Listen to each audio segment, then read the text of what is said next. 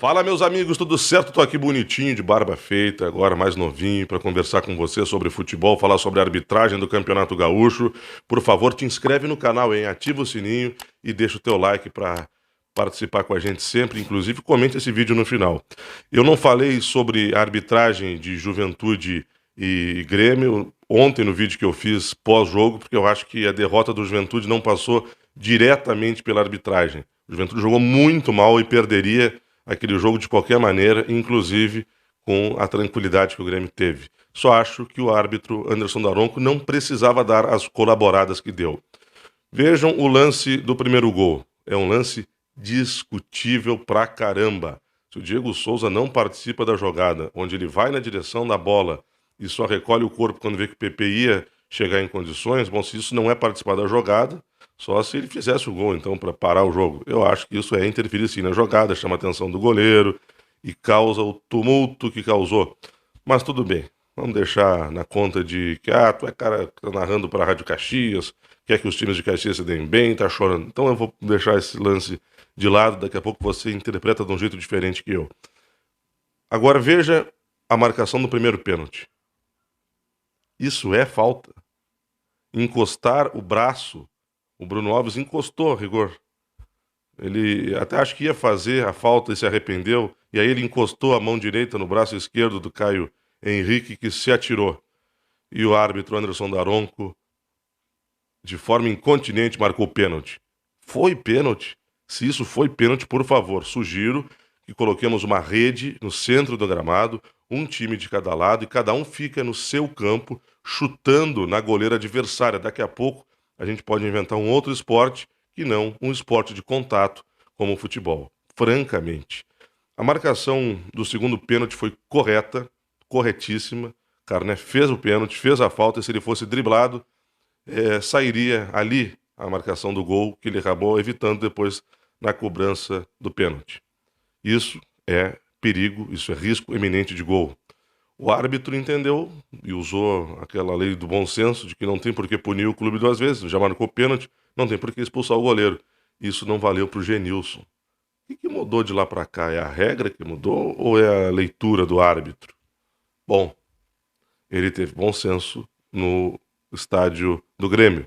Não teve no jogo do Juventude contra o Inter, quando o Genilson teve uma bola chutada contra si e num movimento natural tocou com o braço. E eu entendo a marcação do pênalti, mas discordo da expulsão. E ontem esse critério utilizado para não expulsar o Carné foi justamente o que o Carné disse pós-jogo na estreia, de que não tinha por que prejudicar o clube duas vezes. Aí, bom, terminado o jogo, o pessoal do Juventude, pé da vida, o Carné deu essa entrevista. É ruim quando daram com a pita, cara, porque ele tenta se impor, porque eu acho que ele é malhado, que ele é forte, o caramba. Mas é engraçado, né? Até engraçado, porque se encontra na rua e afina.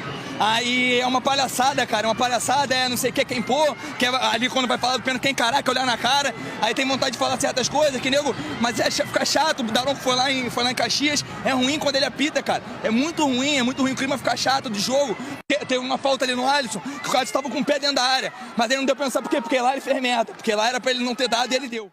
Lógico, de cabeça quente, falou demais, mas usou talvez termos errados para falar uma situação que inclusive foi endossada pelo Lacerda, técnico do Caxias, no pós-jogo contra o Inter, de que tem árbitro que realmente intimida o jogador. A posição do árbitro é uma posição de aplicar as regras, aplicar a lei. Ele não pode querer se colocar de uma maneira em que daqui a pouco vai ofender alguém. Isso está errado. Intimidar alguém está errado, mesmo porque é desleal fazer isso com uma pessoa que está ali e que não tem a condição de tomar decisão, está vulnerável às decisões da arbitragem. Então eu penso que, se isso está acontecendo, o pessoal tem que se ligar e tem, sim, que puxar a orelha dos árbitros. Não é um profissional, são vários que relatam situações parecidas dessas, de árbitros que querem prevalecer sobre os jogadores, sendo irônicos, daqui a pouco se impondo através de uma maneira que a gente sabe que não é legal, visto que o cara está num degrau superior, e eu repito, tem o poder de decisão.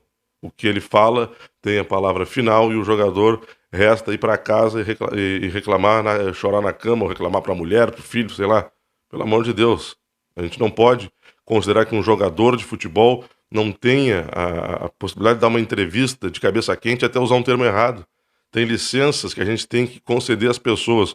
Ou então eu vou ter que achar normal quando o D'Alessandro pega os companheiros de time e chama para que eles não concedam entrevistas e não falem na saída de campo.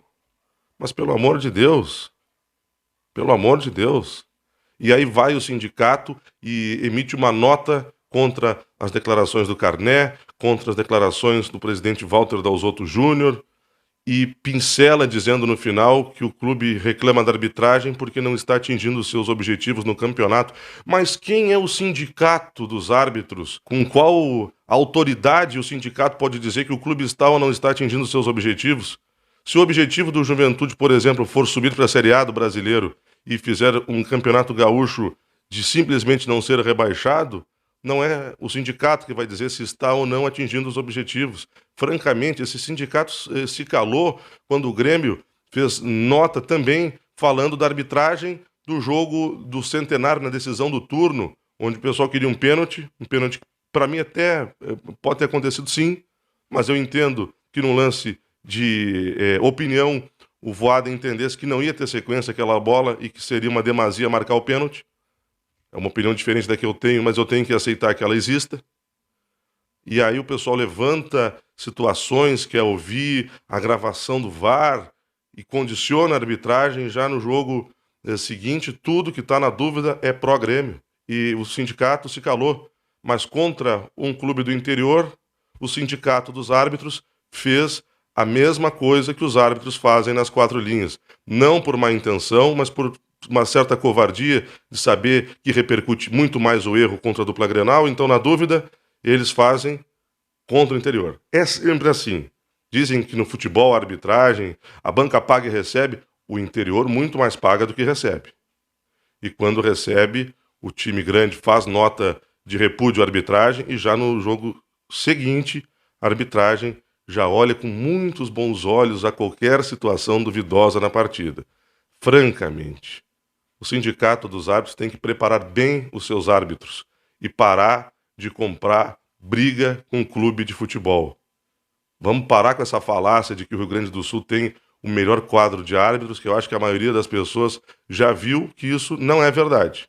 E tem muita gente errando, tem muita gente administrando o jogo e não aplicando a regra. E quando aplica, usa esse critério de saber aonde repercute mais, aonde vai me causar maior transtorno se eu errar, que é o critério, na minha opinião, da covardia. Jamais falo em má intenção, jamais falo em desonestidade, mas eu posso falar, e eu tenho já quase 20 anos narrando futebol, que a arbitragem do Rio Grande do Sul, nesse quesito, ela aplica a lei com rigor aos clubes do interior e com muito menos rigor para os clubes da capital. A arbitragem que tem seus méritos, mas tem suas falhas. E eu repito, o sindicato não deve estar passando a mão sempre na cabeça da arbitragem, silenciando quando a arbitragem erra, mas criticando os clubes quando entende que as críticas são exageradas. Não é esse o dever, não é esse o papel e não acrescenta em nada para que a nossa arbitragem melhore e volte a ter Carlos Simon, volte a ter Gaciba, volte a ter outros tantos árbitros e não apenas figurantes como os que temos hoje no cenário nacional.